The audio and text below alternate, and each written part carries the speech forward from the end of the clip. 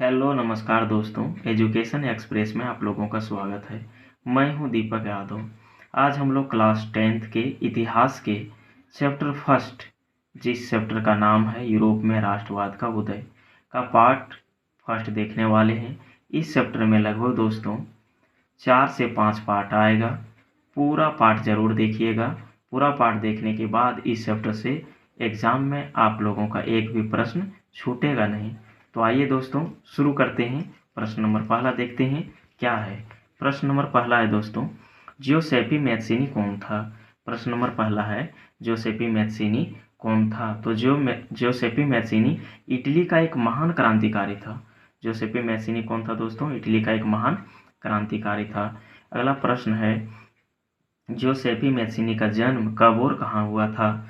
जियोसेपी मैत्सिनी का जन्म कब और कहाँ हुआ था। तो जियोसेपी मैत्सिनी का जन्म 1807 ईस्वी में जिनेवा में हुआ था। जियोसेपी मैत्सिनी का जन्म 1807 ईस्वी में जिनेवा में हुआ था। अगला प्रश्न है दोस्तों, प्रश्न नंबर थर्ड, फ्रेडरिक सोरियो कौन था। फ्रेडरिक सोरियो, तो फ्रेडरिक सोरियो था फ्रांसीसी चित्रकार।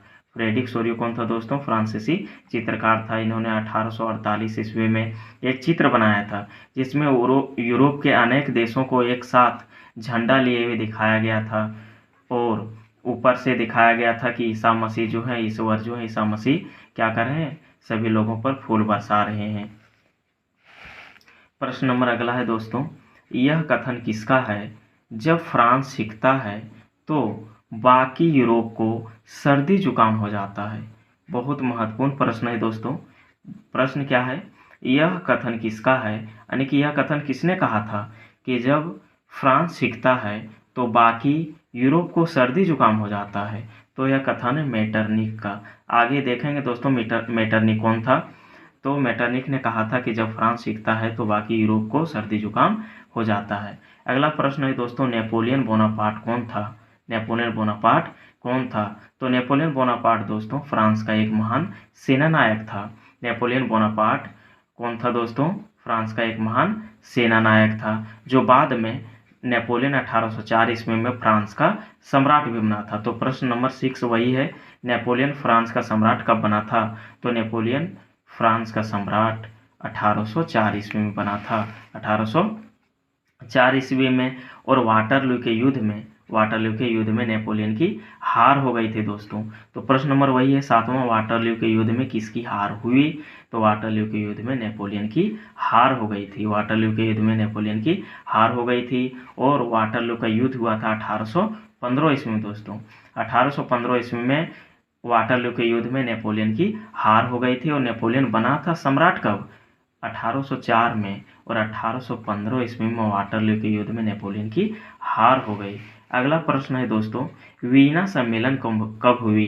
वीना सम्मेलन कब हुई। तो वीना सम्मेलन हुआ था दोस्तों 1815 ईस्वी में। वीना सम्मेलन कब हुआ था, 1815 ईस्वी में। दोस्तों जब नेपोलियन का 1815 ईस्वी में वाटरलू के युद्ध में हार हो गया, नहीं तो वीना सम्मेलन हुआ। कौन सा सम्मेलन हुआ, वीना सम्मेलन 1815 ईस्वी में। ऑस्ट्रिया की राजधानी वीना है दोस्तों, ऑस्ट्रिया की राजधानी वीना है, वहाँ सम्मेलन हुआ। और आगे देखते हैं प्रश्न, वीना सम्मेलन की मेजबानी किसने की। वीना सम्मेलन की मेजबानी किसने की। तो वीना सम्मेलन की मेजबानी किया था दोस्तों ऑस्ट्रिया के चांसलर ड्यूक मेटरनिक ने। ऑस्ट्रिया के चांसलर ड्यूक मेटरनिक ने वीना सम्मेलन की मेजबानी की थी। तो वीना सम्मेलन की मेजबानी किसने की थी दोस्तों, तो वीना सम्मेलन की मेजबानी ऑस्ट्रिया के चांसलर ड्यूक मेटरनिक ने की थी। और उसमें कुछ शांति समझौता पर हस्ताक्षर भी किया गया था दोस्तों, जिसको आगे पार्ट में आप लोगों को बताएंगे। अगला प्रश्न है दोस्तों, भारत का नेपोलियन किसे कहा जाता है। भारत का नेपोलियन किसे कहा जाता है। तो दोस्तों भारत का नेपोलियन कहा जाता है समुद्रगुप्त को।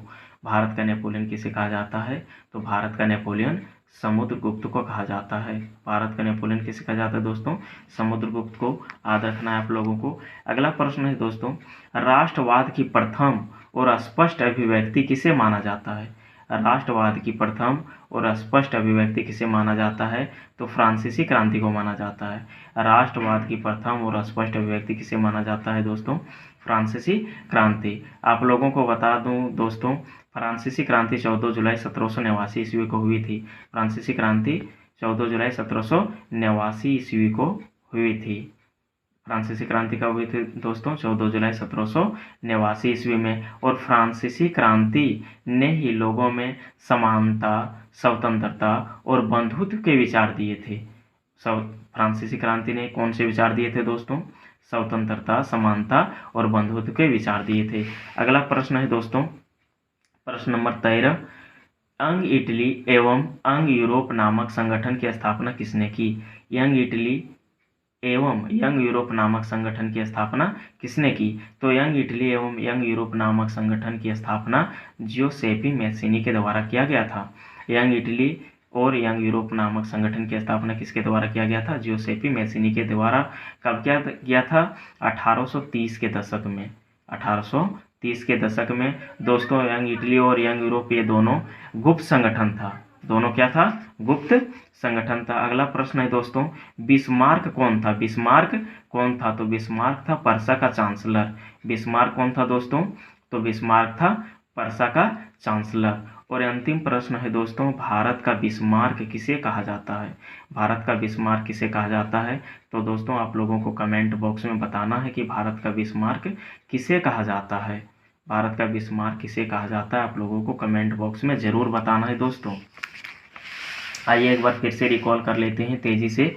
प्रश्न पहला क्या है? जोसेपी मैसिनी कौन था? तो जोसेपी मैसिनी इटली का एक महान क्रांतिकारी था। अगला प्रश्न है दोस्तों, जोसेपी मैसिनी का जन्म कब और कहाँ हुआ था? तो जोसेपी मैसिनी का जन्म 1807 ईस्वी में जेनेवा में हुआ था।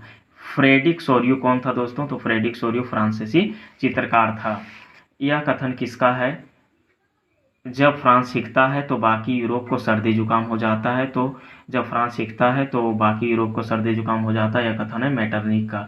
अगला प्रश्न दोस्तों, नेपोलियन बोनापार्ट कौन था? तो नेपोलियन बोनापार्ट था फ्रांस का एक महान सेना नायक था, जो आगे चलकर नेपोलियन फ्रांस का सम्राट बना 1804 ईस्वी में। और नेपोलियन की हार हो गई वाटरलू के युद्ध में। और वाटरलू का युद्ध हुआ था दोस्तों 1815 ईस्वी में। वाटरलू का युद्ध कब हुआ था? 1815 ईस्वी में। वाटरलू के युद्ध के बाद ऑस्ट्रिया की राजधानी वीना में एक सम्मेलन हुआ 1815 ईस्वी में। और वीना सम्मेलन की मेजबानी किसने किया दोस्तों? ऑस्ट्रिया के चांसलर ड्यूक मेटरनिक ने किया था। और अगला प्रश्न है, भारत का नेपोलियन किसे कहा जाता है? तो भारत का नेपोलियन कहा जाता है दोस्तों समुद्रगुप्त को। अगला प्रश्न है, भारत यानी कि राष्ट्र की प्रथम और स्पष्ट अभिव्यक्ति किसे माना जाता है? तो राष्ट्रवाद की प्रथम और स्पष्ट अभिव्यक्ति फ्रांसीसी क्रांति माना जाता है।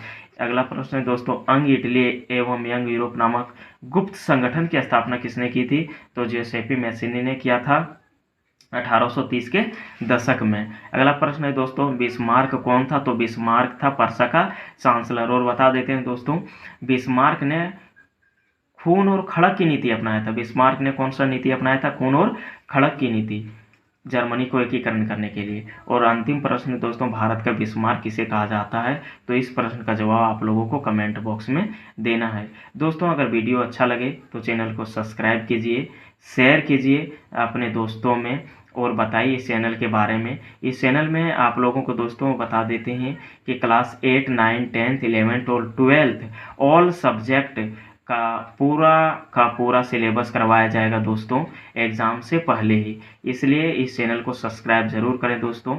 Thank you for watching.